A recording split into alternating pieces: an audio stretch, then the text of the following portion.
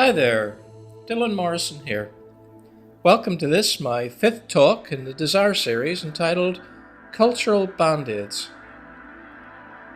The existence of skewed mimetic desire lies at the heart of our human predicament. As we're drawn into another's gravitational desire field, we unknowingly take the first steps towards rivalry and violence. A deadly desire matrix is the cloud that hangs over mankind, resulting in the tragic violence that nightly fills our TV news screens. So how come then that we as a species haven't already decimated ourselves at some stage in history? Well, the ego control center of our wayward desire is an expert in the art of survival and has ingeniously come up with some systems to protect us from total annihilation. Let me explain. As desire grew within the communities of early man and violent rivalries mushroomed, a devious thought entered the human mindset. The flaws of the community weren't the responsibility of the group as a whole, but an individual within it. Get rid of that individual, and the communal problems would go away, at least temporarily. And so, the scapegoat victim was born, the one sacrificed for the good of all.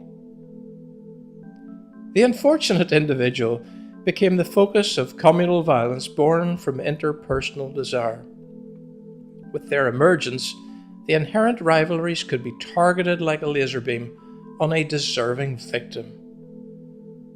If lucky, the individual concerned was banished from the group and its precious food supply, or given a violent one-way ticket into the next life. Bizarrely, the shedding of the victim's blood or sacrifice seemed to prove cathartic for the community, having drained its desire energy supply in the mob violence of the killing event. A peace was restored until the daily desire exchanges once more took the community to the brink. A new crisis and a new solution, or rather, a new victim. And so the foundation stone of human communal life or culture was born. A peace obtained through righteous violence. The immediate inflow of such a peace only confirming the apparent guilt of the helpless victim. As culture and its scapegoat mechanism evolved, the following characteristics gradually emerged. Firstly, ritual. Ritual is the communal reenactment of the sacrificial event. First, the victim or victimized group is a target of humor or comedy, as in Nazi Germany's initial treatment of the Jews. Secondly, the scapegoating focus is finely sharpened, the victim selected for death, the transference of the community's flaws having taken place. This is the stage of tragedy, which fills the works of all great literature. The third stage is the uninhibited exhibition of communal joy and ecstasy in expressive music and dance. The celebration that the community has been saved, has put things to right, often with the supposed support of a transcendent God. Number 2, myths. Simply put, myths are the stories told by the community after their expulsion of the scapegoat.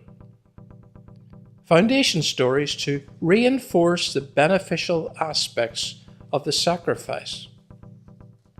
Passed down from one generation to another, they attempt to explain why we are the way we are. In such myths, the community is always right, and the victim, of course, is always wrong. In other words, all myths hide the ever-present scapegoat mechanism that maintains a level of continuity for our people. Born out of our myths emerges morality, our system of labeling the good and the bad. No one lies out the sphere of our moral judgments. Those we encounter are judged on the basis of our communal or individual myths. The other is part of my community, or more disturbingly, a potential scapegoat. All success within a moralizing culture is always at the cost of a scapegoat. I've made it, and you haven't. Such is the basis for all one-upmanship within the various cultural strata that we daily encounter. Each of us has our own myth narrative to tell ourselves and others, our way of keeping our sanity in a world of apparent conflict.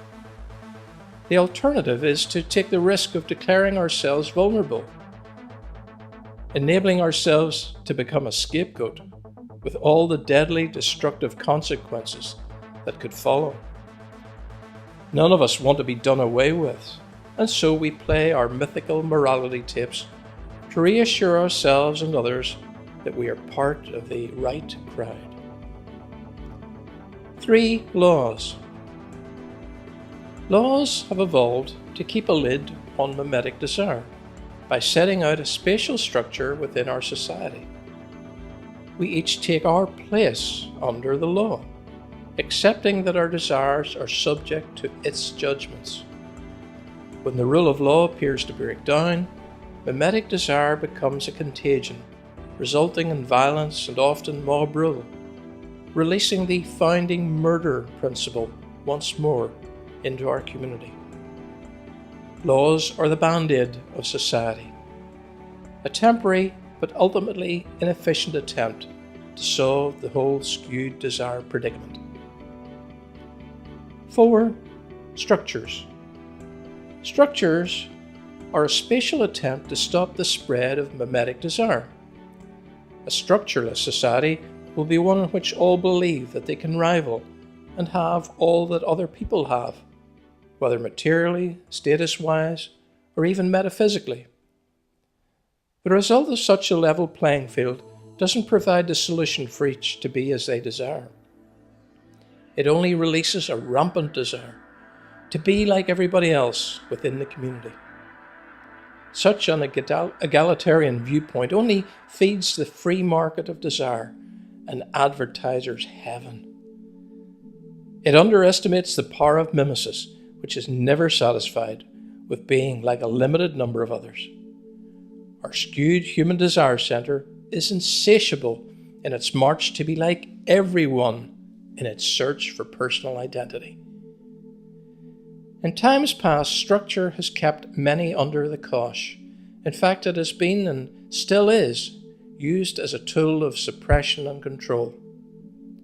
The use of structure to enhance the power of the ruling classes has often been a crude tool in keeping desire at bay.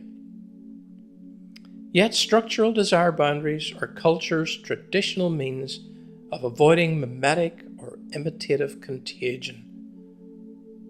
Within our global society, where traditional differences are fast disappearing, mimetic desire, as transferred through mass and social media, has opened a can of rivaling worms that are hard to contain. As the old cultural mechanisms creak with frailty in the face of such a mass desire onslaught, where are we to turn to save us from violent contagion and bloodletting? Are we on the brink of an unexpected maturation of mankind, a shift? Or are we on the brink of a new form of totalitarianism, a dreaded one world order? Is there another solution to this desire epidemic?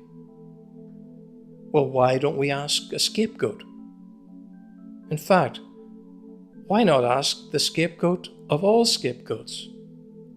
Yeshua Bar Yosef, the Nazarene prophet.